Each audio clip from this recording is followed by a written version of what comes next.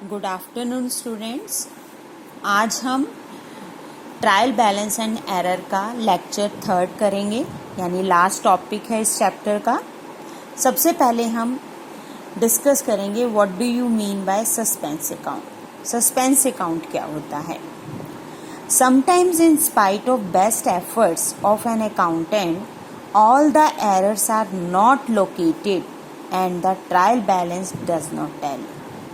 कई बार ऐसा होता है कि जब अकाउंटेंट ट्रायल बैलेंस बनाता है तो वो ट्रायल बैलेंस की डेबिट और क्रेडिट साइड मैच नहीं होती, यानी टोटल जो है मैच नहीं होते।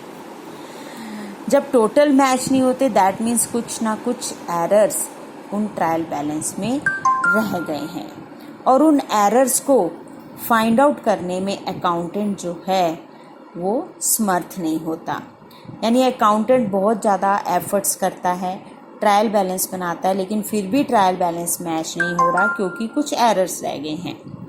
तो उस कंडीशन में अकाउंटेंट जो है फर्दर फाइनल अकाउंट्स बनाना चाहता है और फाइनल अकाउंट्स बनाने में डिले ना हो जाए, देरी ना हो जाए, इसलिए ट्रायल बैलेंस में जो डिफरेंस आ रहा होता है डेबिट और क्रेडिट साइड के बीच में, उस डिफरेंस को वो कंप्लीट करता है, उस डिफरेंस को एक नए अकाउंट में प्लेस करता है, that is called suspense account. In such a situation to avoid the delay, जब बैलेंस मैच नहीं करते आपस में तब फाइनल अकाउंट्स बनाने में देरी ना हो जाए, इसलिए वहाँ पे उस डिफरेंस को वो एक नए अकाउंट में डाल देता है जिसे हम कहते हैं सस्पेंस अकाउंट, और हमारा ट्रायल बैलेंस जो है वो मैच हो जाता है। तो ये तो था हमारा सस्पेंस अकाउंट जिसकी आपने डेफिनेशन लर्न करनी है। नेक्स्ट जो एक और थ्योरी का टॉपिक है that is treatment of closing stock in trial balance. Generally closing stock does not appears in the trial balance because in most cases it is brought into accounts at the time of preparing the trading account। ज़्यादातर क्या होता है कि trial balance में हम closing stock को show नहीं करते क्योंकि क्लोजिंग स्टॉक जो है वो ट्रेडिंग अकाउंट में शो किया जाता है। However, in the following cases closing stock will appear in the trial balance, लेकिन कुछ केसेस में हम क्लोजिंग स्टॉक को ट्रायल बैलेंस के अंदर देखते हैं। If before preparing the trial balance closing stock is brought into accounts bye adjusting it against purchase by the entry. अगर हम ट्रायल बैलेंस बनाने से पहले ही क्लोजिंग स्टॉक को अपने अकाउंट्स में ही हम परचेज के अगेंस्ट एडजस्ट कर देते हैं तो हम एक एंट्री पास करते हैं that is closing stock account debit to purchase. तो यहाँ पे हम ट्रायल बैलेंस बनाने से पहले ही क्लोजिंग स्टॉक को हम परचेज अकाउंट में एडजस्ट कर रहे हैं, तो ये यहाँ पे हमारा जो क्लोजिंग स्टॉक है वो ट्रायल बैलेंस में शो होता है। दूसरा case, in case a trial balance is prepared after preparing trading account. कई बार ऐसा भी हो सकता है कि हम ट्रेडिंग अकाउंट बनाने के बाद ट्रायल बैलेंस बना रहे हों, तब भी हम क्लोजिंग स्टॉक को शो करेंगे।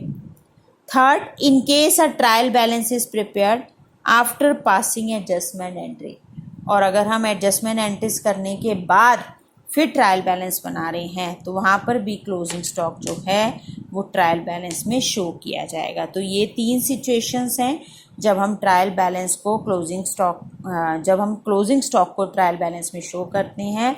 जनरली हम ट्रायल बैलेंस में क्लोजिंग स्टॉक को शो नहीं करते, तो ये बात आपने ध्यान रखनी है। आइए अब हम ट्रायल बैलेंस को एक एग्जाम्पल से समझते हैं। From the following list of balances extracted from the books of R. Dravid and Sons, prepare a trial balance as at 31st March 2019। ये हमें क्वेश्चंस दिया हुआ है, इसमें हमें लेजर में जितने भी हमारे अकाउंट्स हैं उनके बैलेंसेस गिवन है। Capital, expenses, purchases, free hold premises, stock, यानी जितने भी हम लेजर में अकाउंट्स बनाते हैं। 3 तरह के अकाउंट्स होते हैं हमारे, पर्सनल, रियल, नॉमिनल। वो सारे अकाउंट्स हम लेज़र में शो करते हैं। जब अपने अकाउंट्स को, क्योंकि पर्सनल और रियल अकाउंट हम बैलेंसिंग करते हैं लेकिन नॉमिनल अकाउंट की बैलेंसिंग नहीं की जाती, उसके हम सिर्फ डेबिट या क्रेडिट साइड की टोटल करते हैं। तो आइए देखते हैं कैसे बनाना है। ट्रायल बैलेंस बनाने से पहले हमें याद रखना पड़ेगा कि हमने देखा था कि 5 टाइप्स के हमने अकाउंट किए थे, assets, liabilities, expenses, capital account, income. तो हमें ये बात ध्यान रखनी है कि जितनी भी एसेट्स और एक्सपेंसेस हैं हैव डेबिट बैलेंस, उनके डेबिट बैलेंस होते हैं। यानी ट्रायल बैलेंस में हमें एसेट्स के अमाउंट को और एक्सपेंसेस के अमाउंट को डेबिट साइड लिखना है। जितनी भी आउटसाइडर लायबिलिटीज़ हैं, हमारे क्रेडिटर्स, बिल्स पेबल, हमारी इनकम और कैपिटल अकाउंट के हमेशा क्रेडिट बैलेंस होते हैं, तो हमें इसे क्रेडिट साइड में लिखना है। फॉर्मेट देखते हैं ट्रायल बैलेंस का कैसे करना है हमें। सबसे ऊपर हम लिखेंगे trial balance of R David and sons, यानी जिस फर्म का हम ट्रायल बैलेंस बना रहे हैं उसका नाम, जिस डेट को बना रहे हैं वो मेंशन करेंगे एज एट 31 मार्च 2019। एक पर्टिकुलर डेट को बनाया जाता है। Name of accounts, laser folio, laser के जिस पेज पे वो अकाउंट बना हुआ है उसका नंबर हम इसमें शो करते हैं। डेबिट बैलेंस और क्रेडिट बैलेंस, इन दोनों के ही टोटल जो है वो मैच होने चाहिए। हम बारी बारी से लेंगे। सबसे पहले हमने लिया है कैपिटल। कैपिटल जो है वो एक तरह से फर्म की इंटरनल लायबिलिटी है और उसके क्रेडिट बैलेंस होते हैं, तो हम उसको क्रेडिट साइड में शो कर देंगे 8,75,000। परचेजेस नॉमिनल अकाउंट है, डेबिट नॉमिनल अकाउंट है। परचेजेस के टोटल जो हैं वो हमेशा डेबिट आते हैं, डेबिट में ही टोटल होता है, तो हम इसको डेबिट साइड लिख देंगे 18,20,000। सन्ड्री एक्सपेंसेस, हमारे एक्सपेंसेस के भी डेबिट बैलेंस होते हैं, 15,000 हमने यहाँ लिखा। परचेजेस भी हमारे एक्सपेंसेस हैं, उनको भी डेबिट में। सन्ड्री एक्सपेंसेस भी हमारे एक्सपेंसेस हैं, उनको भी डेबिट में। लीज होल्ड प्रीमाइसेस हमारी एसेट्स होती हैं, ठीक है। लीज पे हमने कोई जगह ली हुई है तो वो हमारी एसेट है। स्टॉक ऑन 1 अप्रैल को जो स्टॉक गिवन है that is opening stock.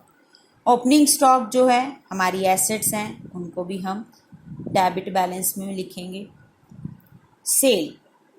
Cell जो है हमारी इनकम होती है, इसलिए इनकम के क्रेडिट बैलेंस है, इसको क्रेडिट साइड में शो करेंगे। फ्री होल्ड प्रीमाइसेस, ये भी हमारी एसेट्स होती हैं, इसे हम डेबिट में लिखेंगे। रिटर्न इनवर्ड यानी सेल रिटर्न, सेल हमेशा क्रेडिट में होती है और सेल रिटर्न जो है उसका ऑपोजिट यानी डेबिट बैलेंस में आएगा, तो रिटर्न इनवर्ड हमारा debit balance. Furniture and fixtures हमारी एसेट्स हैं, उनके डेबिट बैलेंस होंगे। इक्विपमेंट भी हमारी एसेट्स, औजार हमारी एसेट्स हैं, डेबिट बैलेंस। रिपेयर जो है हमारा एक्सपेंस है। अगर repair of furniture, repair of equipment लिखा हो तो ये रिपेयर ही है, यानी हमारे हर साल के खर्चे हैं, एक्सपेंसेस हैं। एक्सपेंसेस जो हैं वो डेबिट में आते हैं। डेप्रिसिएशन हमारी एसेट्स की वैल्यू डिक्लाइन हो रही है, डिक्रीज हो रही है, ये भी हमारे लॉसेस हैं। लॉसेस यानी हमारे एक्सपेंस हम कह सकते हो। लॉसेस और एक्सपेंस दोनों ही डेबिट होते हैं। ड्राइंग्स पर्सनल यूज़ के लिए ऑनर ने कुछ विड्रॉ किया है फर्म में से, ये पर्सनल अकाउंट है, इसका डेबिट बैलेंस होता है। सन्ड्री क्रेडिटर्स हमारी लायबिलिटी हैं, आउटसाइड लायबिलिटीज़, इनके क्रेडिट बैलेंस होते हैं। बैड डेट फिर हमारा लॉस आ गया, लॉसेस भी डेबिट बैलेंस होते हैं।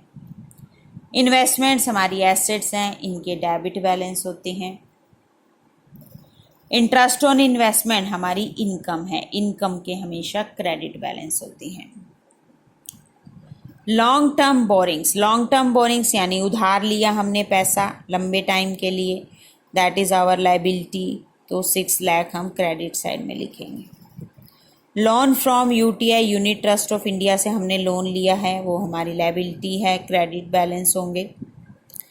Interest on bank loan, bank को जो हमने इंटरेस्ट पे करना है that is also our expense, उसे हम यहाँ लिख देंगे। पैटी कैश, कैश हमारा रियल अकाउंट है, debit balance. Balance at bank, वो भी हमारा बैंक जो है पर्सनल अकाउंट है, इसमें डेबिट बैलेंस। सन्ड्री डेटर्स हमारी एसेट्स हैं, डेबिट बैलेंस। उसके बाद आप डेबिट का टोटल कर लोगे और क्रेडिट का, ये दोनों टोटल आपस में मैच हो जाते हैं। और कई बार मैच नहीं होते तो हम डिफरेंस को सस्पेंस में डाल देते हैं। अगर डेबिट साइड ज़्यादा है, क्रेडिट कम हो रही है, तो यहाँ सस्पेंस डाल देता है अकाउंटेंट। और अगर क्रेडिट साइड ज़्यादा है, डेबिट कम है, तो डिफरेंस को डेबिट में डाल दिया जाता है।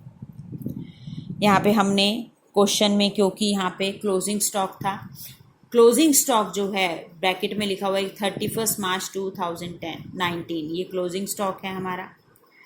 क्लोजिंग स्टॉक नॉट एडजस्टेड, तो इस क्लोजिंग स्टॉक को क्योंकि एडजस्ट नहीं हुआ हम यहाँ नहीं लेंगे, इसको डायरेक्ट ट्रेडिंग अकाउंट में शो किया जाएगा।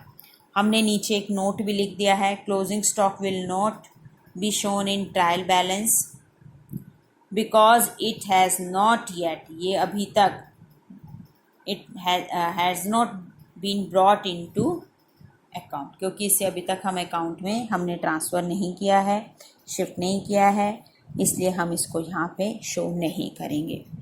तो ये हमारा ट्रायल बैलेंस का लास्ट लेक्चर था। याद रखना आपने ट्रायल बैलेंस का format, name of accounts, ledger folio, debit balance और क्रेडिट बैलेंस। जितने भी लेजर में अकाउंट्स होते हैं, किसी का डेबिट बैलेंस होगा, किसी का क्रेडिट बैलेंस, तो आपको ध्यान रखना है जितनी भी एसेट्स हैं और जितने भी एक्सपेंसेस हैं उनके डेबिट बैलेंस होते हैं, यानी हमेशा डेबिट साइड नज़र आएगी ज़्यादा।